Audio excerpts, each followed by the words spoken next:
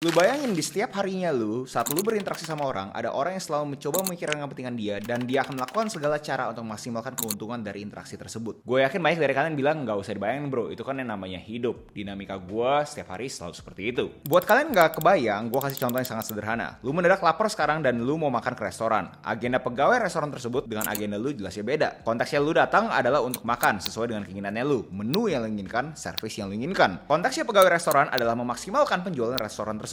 Menu mana yang marginnya paling bagus dan servis sebaik mungkin untuk ngarep dapet tip. Dan teori ini ada di semua interaksinya kalian setiap hari sama siapapun, yang lebih dikenal sebagai game theory.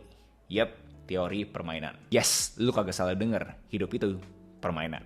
Kayak seakan-akan di setiap situasi akan ada pihak yang menang dan pihak yang kalah. Di tahun 1944 ada yang memberikan terminologi ini sebagai zero sum game. Interaksi di mana keuntungan satu pihak secara langsung menyebabkan kerugian yang setara bagi pihak lain, sehingga tidak ada keuntungan bersih yang diperoleh secara keseluruhan. Dan di white paper tersebut pun tercetuskan konsep yang namanya game theory. Kenapa video ini sangat penting untuk lu resapin, lu pahamin? Karena lu harus tahu bahwa semua interaksi yang lu jalankan akan ada keputusan, dan keputusan tersebut harus bisa ngebantu goal yang lu inginkan dari permainan ini. Dan tahu gak faktanya? Sebagai orang dewasa, kita membuat 33.000 sampai 35.000 keputusan setiap harinya.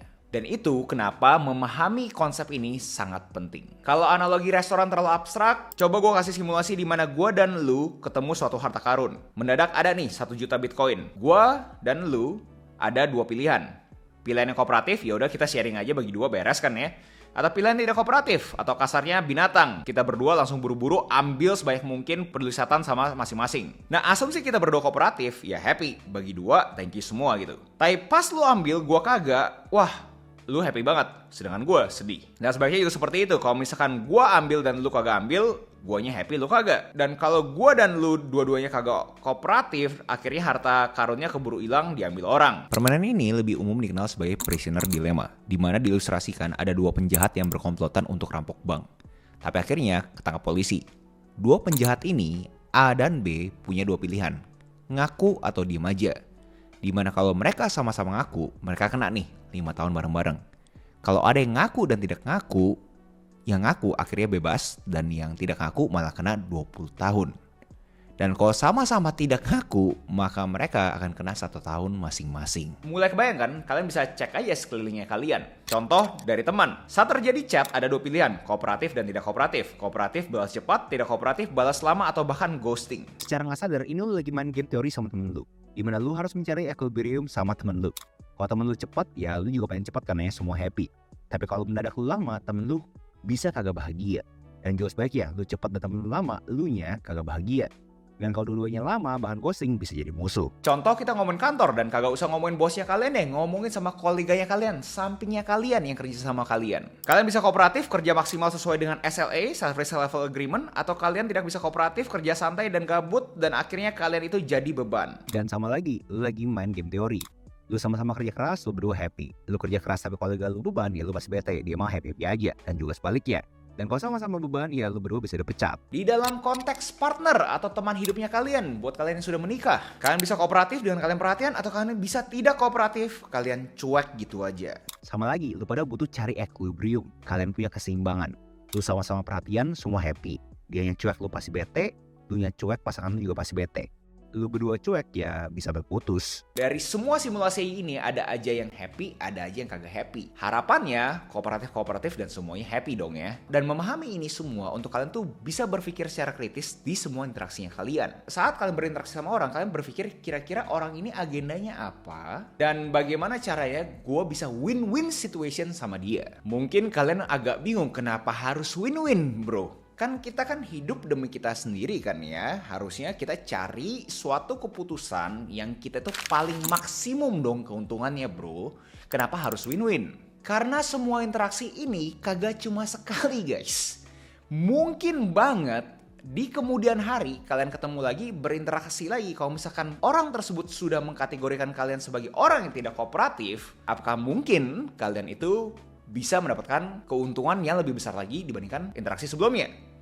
Secara rasional kita harusnya berpikir ya probabilitasnya makin kecil lah. Jadi contoh lu sama temen lu, besok ada yang kooperatif dan ada yang nggak kooperatif, dan besoknya lagi beda lagi, besoknya beda lagi, dan ini semua kan akhirnya bikin suatu pattern yang pernah sudah dielaborasi dari video esainya Veritasium, di mana beliau nge-breakdown semua strategi yang ada di game teori dan dilawan satu-satu strateginya di dalam konteks jangka panjang. Kalau jangka pendek emang benar, asumsi lingkungan kalian tuh toxic parah, emang benar kalau misalkan kalian kooperatif, akan rendah rankingnya. Tapi sambil ada jam terbang, akhirnya ketemu orang yang bisa kooperatif juga, ekosistemnya berubah juga jadi kooperatif. Definisi kooperatifnya pun di breakdown sama beliau dengan mempunyai ciri-ciri ini. Baik, memaafkan, berani membalas, clear. Di sini mungkin kalian ada yang bingung kok kooperatif tapi berani membalas. Atau yang bahasa Inggrisnya retaliate. Kenapa kalian harus berani membalas? Karena kalian pengen send the message. Kalian pengen kasih pesan bahwa kalian itu bukan orang goblok yang kagak bisa balas. Karena kalau misalnya kalian terima-terima terus aja, pasti orang merasa, oh nih gue bisa bully dia terus nih. Jelasnya kalian butuh memberikan impresi bahwa kalian juga balas. Tapi kalian memilih untuk tidak balas. Tapi kalian sesekali harus bisa balas juga. Makanya gue bilang berani untuk membalas. Tapi gue yakin semua warga kreatif yang nonton video gue pemikirannya kritis-kritis. Kalian mungkin berpikir bahwa bro, gimana caranya kita bisa lebih tahu lagi orang tersebut itu memang agendanya itu kooperatif bro. Karena takutnya gue pikir kooperatif tapi malah mendadak dia kagak kooperatif. Di sana itu pentingnya kalian tuh punya ciri-ciri tersebut, yaitu memaafkan. Sekali-sekali nggak apa-apa guys kalian salah, lawan kalian tuh menang, it's okay. Karena dibandingin kalian udah retaliate terus-terusan, ya akhirnya kagak habis-habis dan akhirnya semua kalah. Justru kalian harus mempunyai hati yang besar untuk ya udah deh, yang kali ini gue asal tahu aja. Tapi di interaksi berikutnya gue pengen tahu nih dia beneran nggak bisa berubah atau kagak bisa berubah. Dan gue mempunyai empati yang sangat besar karena gue tahu banget pasti kalian berasa susah banget bro gimana caranya kita mempunyai empati ke orang-orang yang udah lupa sama kulitnya gitu kan ya. Contoh seperti itu. Kalau misalkan gue bisa nambahin satu poin dari video essay Veritasium, menurut gue satu ciri-cirinya untuk kalian tuh bisa melakukan strategi tersebut, kalian tuh harus berani ignore sunk cost. Sunk cost adalah biaya tenggelam. Suatu biaya yang kita udah tahu kagak mungkin balik lagi. Dan kebanyakan orang kagak bisa kooperatif karena dia berasa biayanya udah kegedean. Untuk dia kooperatif mendingan udah ribut aja terus. Karena dia tuh kagak bisa menyampingkan sunk cost tersebut. Contoh pada umumnya adalah zaman perang. Orang-orang pasti berasa, oh yaudah gue perang terus-terusan aja karena sunk cost-nya udah kegedean. Tapi akan ada suatu masa di mana kalian tuh harus ignore sunk cost. Karena kalau misalnya perang-perang terusan, ya udah ini akhirnya dunia bisa membeledak kan gitu kan ya. Justru kalian kagak pengen dunia meledak kan. Kalian pengen ada suatu kooperasi yang semua pihak itu berasa, oh yaudah deh, win-winnya itu seperti ini. Gue tahu mungkin ada beberapa dari kalian berasa kayak, bro kok malah makin aneh ya bro ya. Kadang-kadang harus kooperatif, kadang-kadang harus bales-balesan, kadang-kadang lo harus suruh gue ignore sangkos bro. Lah terus jadi gimana dong? Yang ngomong kasarnya, kepintaran sama pemikiran kritisnya kalian tuh lagi diuji. Tapi secara teori, kalian melakukan kooperasi ini lebih baik secara makro dan jangka panjang dibandingkan kalian tidak kooperatif. Dan esensi yang gue dapat dari game teori ini adalah mitigasi resiko. Menurut opini gue pribadi, definisi kooperatifnya gue bukan saat kita bisa memaksimalkan kita punya keuntungan, tapi saat kita bisa meminimalkan kita punya kerugian. Karena secara data pun orang-orang yang tidak kooperatif akan hilang dengan sendirinya. Dan itu pun kenapa gue kadang-kadang berasa agak unik nih sama orang-orang yang suka nyenggol-nyenggolan di dunia media sosial. Apakah dia itu emang pengen naik aja, nukik gitu kan ya. Kayak di video Veritasium ada satu strategi namanya Harrington tuh mendadak bisa naik ekstrim gitu kan ya. Tapi abis itu ya turun gitu. Gue juga kagak tahu. Tapi poinnya adalah kalau misalnya kalian pengen bener-bener jangka panjang pemikirannya, kalian tuh harus kooperatif guys. Senggol-senggolan lah, ngata-ngatain lah, kalian melakukan sesuatu yang tidak kooperatif, yes, boleh, tapi jangan kalian itu yang inisiasikan. Buat kalian yang di sini mungkin juga pernah olahraga basket seperti gua, basically kayak basket, guys. Kan pertandingan itu 48 menit kan ya. Kalau misalkan di quarter 1, di 12 menit pertama kalian itu kalah, quarter 2 kalah, nggak apa-apa guys. Kan kalahnya di quarternya. Gamenya belum selesai, guys. Jadi jangan berasa kayak seakan-akan, oh gue harus menang di quarter ini juga. Nggak ada fungsinya kalian menang di quarter ini, quarter 1, tapi kalian kalah di gamenya. So itu poin besar yang gue rasa semua orang tuh harus bisa coba internalisasi ke diri kalian sendiri. Buat kalian yang suka melakukan tindakan-tindakan yang tidak kooperatif, yang merugikan ekosistemnya sekitarnya kalian, atau bahkan nyenggol ke orang-orang yang sebenarnya itu kooperatif, kalian harus pikirin, apakah kalian mau di jangka panjang malah hilang gitu aja? Pertanyaan, bukan pernyataan. Pertanyaannya, di mana Nest equilibriumnya kalian?